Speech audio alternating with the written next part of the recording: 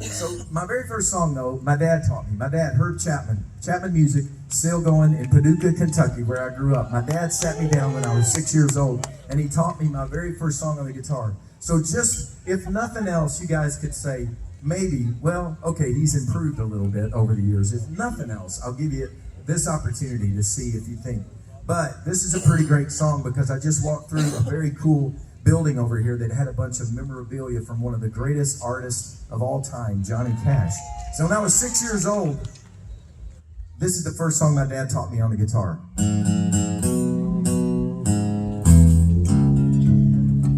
Well, I hear that train a-comin', it's roaring around the bend. But I ain't seen the sunshine since I don't know when. And I'm stuck in Folsom Prison, and time keeps dragging on. But that train keeps on rolling on down to San Antonio. All right, Johnny Cash, right?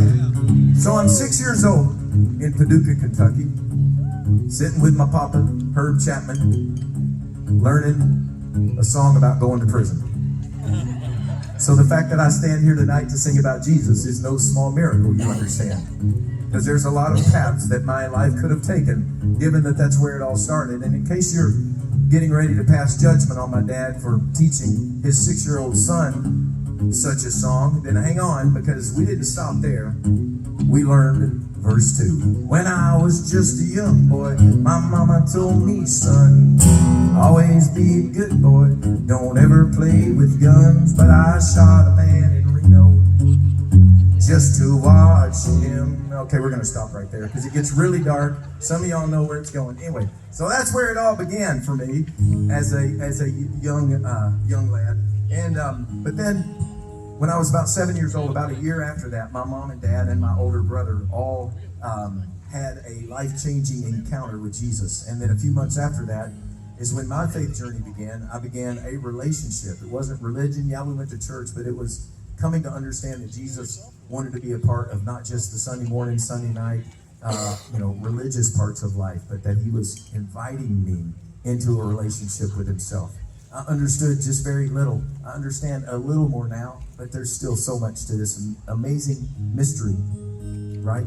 But I got to start singing in church with my family, and I'm so thankful for the old great songs that I grew up singing with my family, the Bill Gaither songs that we grew up singing together, and the great hymns like Great Is Thy Faithfulness, because boy, have I needed that message and that truth and that song in my life, in my journey, as I know you have.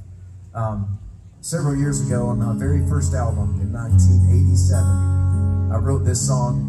I re-recorded it actually with my dad and my brother a few years ago, but it's one of my favorite songs to sing because it basically just sums up every song that I've ever written, every song that I have or ever will sing, basically, is this. As I look back on this road I've traveled, I see so many times he's carried me through. And if there's one thing that I've learned in my life, my Redeemer is faithful and true. My Redeemer is faithful and true. And everything he said he will do. And every morning his mercies are new. My Redeemer is faithful and true. And in every situation, he has proved his love for me. When I lack the understanding, he gives more grace to me. My Redeemer is faithful and true.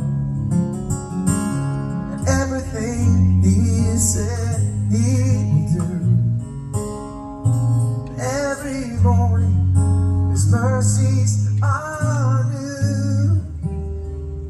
My Redeemer is faithful and true.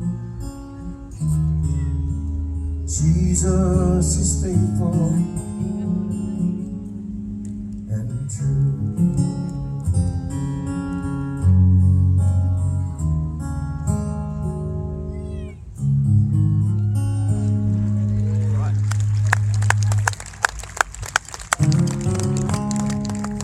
later, after that record, I recorded an album that this was the title song for that. Nobody stood and applauded them, so they knew from the start this road would not lead to fame. All they really knew for sure was Jesus had called to them. He said, come follow me, and they came. With reckless abandon they came. Empty nets lying there at the water's edge told a story that you could believe and none could explain. How some crazy fishermen agreed to go where Jesus led, with no thought for what they would gain. For Jesus called them by name, and they answered me with abandon it all for the sake of the call. No reason at all, for the sake of the call. Wholly devoted to live and to die, and not for the sake of a creed or a cause, and not for a dream or a promise, but simply because it is Jesus who calls, and if we believe, we'll obey and we'll answer. You know it? Sing it with me. For we will abandon it all for the sake of the call. No other reason at all but the sake of the call. Wholly devoted to live and to die for the sake of the call. For the sake of the call.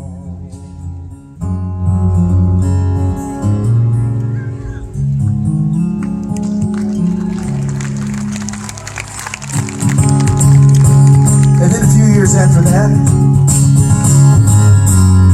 I wrote a song and a title an album after this song. Words fall like drops of rain, my lips are like clouds. I say so many things, I'm just trying to figure you out. As mercy opens my eyes, my words are stolen away. This breathtaking view of your grace, and I am speechless. I'm astonished and amazed. I'm silenced by your wondrous grace. You have saved me. You have raised me from the grave. In your presence now, I'm astounded as I consider how you have shown us a love that leads us speechless. Oh, how great is the love that the Father has lavished upon us, that we should be called the sons and the daughters of God. We are speechless, we're astonished and amazed, silenced by your wondrous grace. You have saved us, you have raised us from the grave. We are speechless in your presence now, and astounded as we consider how you have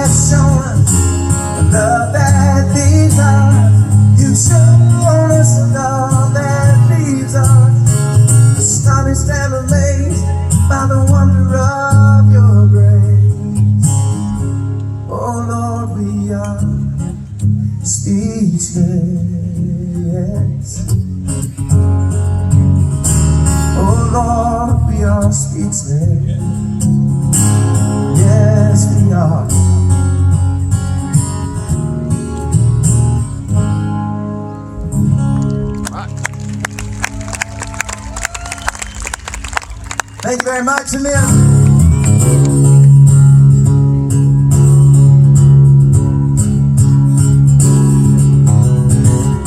here's this one.